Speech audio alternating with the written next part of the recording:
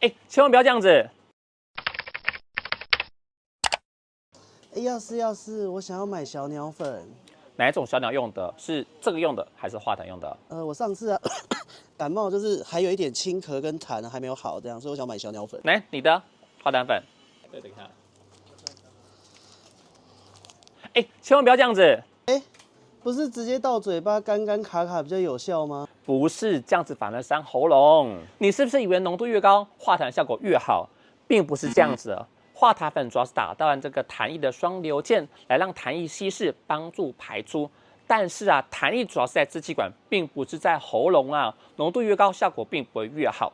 真正影响到效果的是你吃的剂量。所以呢，千万不要再想说干吃或是浓度比较高，效果比较好。